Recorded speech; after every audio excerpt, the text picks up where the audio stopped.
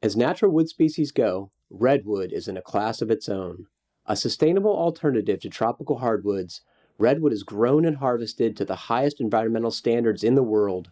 Named for the dark red heartwood at the center of the tree, redwood imparts natural beauty, warmth, and durability to interior and exterior building applications, including decking, fencing, paneling, siding, exposed beams and timbers, pergolas, and other shade structures. To learn more about redwood from Humboldt Sawmill, please visit getredwood.com. Michael writes to the podcast, "Greetings, gents. Big fan of the show and Fine Homebuilding Magazine. I'm an architect with a background in historic preservation and a passion for building science. I'm in the final stages of training for my Passive House Certified Consultant certificate, but I have a question for you that has stumped me for quite some time. For over 114 years, my family has owned a farm in Northern Virginia, about an hour west of Washington, D.C., in Washington, D.C., Climate Zone 4A. The time has come to address persistent moisture management issues and upgrade the performance of the original farmhouse without compromising its historic character. As shown in the attached photos, the primary homestead is a telescoping house complex. Moving from east to west, it has a 1.5-story circa 1780 log cabin, then a 1.5-story circa 1800 stone kitchen, and then an 1822 2-story plus attic stone main house. Then there's a 2-story plus attic 1860 wood-framed ballroom addition. My question is about the 1822 main house wing, which is constructed of 16 to 18 inches of stone walls with plaster on the interior. The basement regularly floods and has a dirt floor. I do not believe there is any insulation in the above-grade perimeter walls between the stone and the plaster, which I believe is applied more or less directly to the interior face of the stone.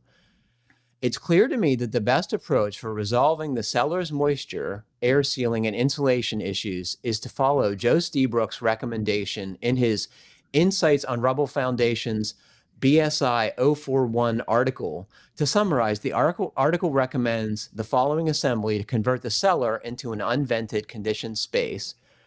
Remove the moldy insulation between the first floor above the cellar and infill the existing cellar windows and doors with concrete. Install a perimeter drain with gravel connected to a sump pump. Install a rigid foam bathtub over a gravel layer and infilling it with new floating concrete slab with its outer perimeter inbound of the perimeter drain.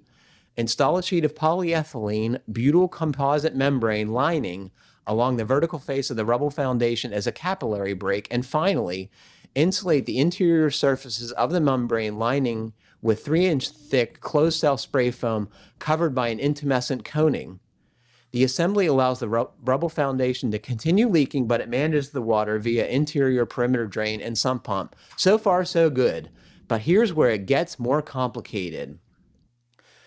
Joe Lstiburek's case study, which was his own home, is a wood-framed house built over a rubble stone foundation, so this assembly was only implemented in his basement. In our case, the entire house is built in stone walls, and the 2 primary floors, plus the gable end of the attics, are uninsulated, so ideally, a similar assembly would be installed along the interior face of the stone perimeter walls at each floor, a slight reduction in interior living space. This would allow the membrane and closed cell foam to act as an interior side water-resistant barrier, air barrier, and provide much-needed insulation. However, my concern is about trapping water at the base of each floor, where I presume the floor joists are let into pockets in the stone walls.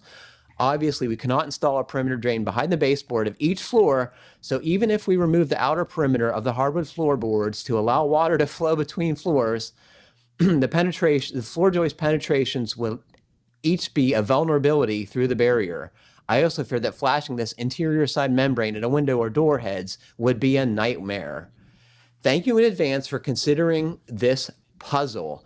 All right, Michael, so I think the short question here is, can you insulate this masonry structure from the inside without screwing it up? The risk is that the floor joist will suddenly be cold and become a condensing surface and the ends rot off. We've seen this mechanism attack floor joists and similarly insulated structures in the building science community. So, Grant, Mike, who wants to go first? Can he insulate on the inside without screwing up his beautiful fieldstone house? No. No. Mike says, so what would you do, Mike? What would I do? I would do all of the insulation on the exterior and all of the water management on the exterior. I would put foam on the outside and EIFS coating. Wow, you're going to drive it on this centuries old farmhouse and okay. Yep. I think that's a bold move. If you like the charm of the inside and the stonework, then take the plaster off on the inside and leave all the stone exposed on the inside. You'll enjoy it.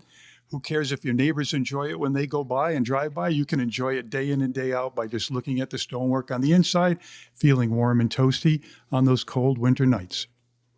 Woo! Grant, what do you think about Mike's plan? Yes. If you so I'd be very concerned about insulating this from the inside, not only for the purpose of the rot of the floor joists.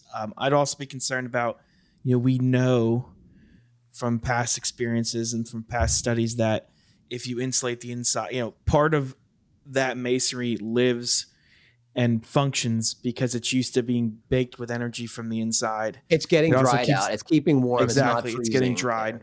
So now the other thing you have to consider is if you, because, and masonry can be, depending on what kind of stone or whatever it is, can be somewhat reservoir-ish. So depending on, if you insulate the inside, you could be holding excess moisture, and that can also cause a significant amount of structural problems, when it freezes or down the road.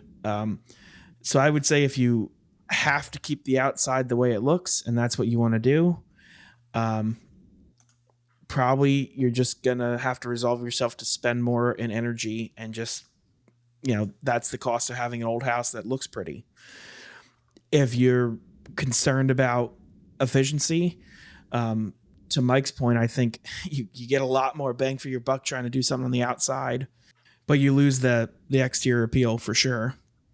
So I think that's something Michael needs to think about is sometimes old houses, it was state of the art in that time when it was built. And if you want to live in a house like that and want to maintain the appeal of how it was originally, sometimes you have to just do what was done originally, which was heat the heck out of the inside.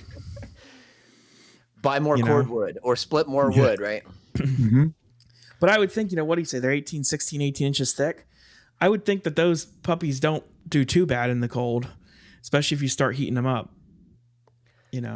I think it would be a crime to cover this farmhouse on the exterior with insulation. And I think you need an energy audit, Michael. Find out where the big air leaks are and do your best to solve those, as we often recommend. Even if you solve the water management on the basement, and I absolutely think you should, you need at least a vapor barrier on the dirt floor just to stop that transpiration. But that masonry is going to be wicking up into the upper levels of the house. You can't stop that. As the masonry takes on groundwater, it's going to be just moving up, and I don't see how you can stop that. I think the best thing is to let it keep warm and be dry. Go ahead, Mike. I wouldn't worry too much about the capillary action, and primarily because it's stone, and it doesn't. With the mortar joints and everything, you're not going to get that much capillary action bringing the water very high up.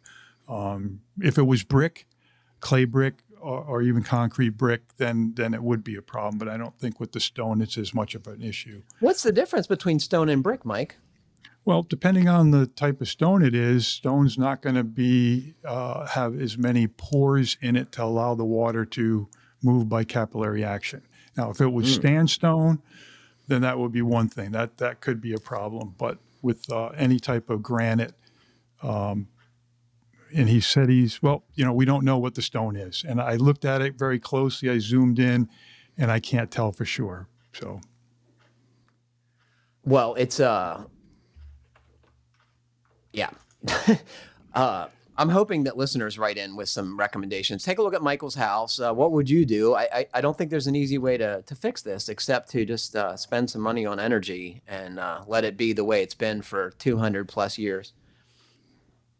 Yeah, I think if you want to maintain the facade, I think that's almost what you're left with. That's, the cost of living in old houses, I guess.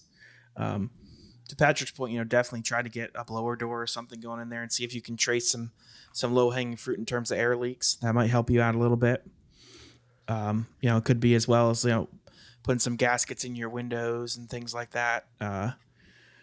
Just trying to chase some of that while maintaining the appearance. But I think, like Mike said before the episode we were talking about this, I guess start your fireplaces and burn, baby, burn, right? Mm-hmm. Crank up the fireplaces. You were going to let those things going in September. Let them go all winter. It's a beautiful place. I would hate to see it messed up, Michael. So whatever you do, be careful.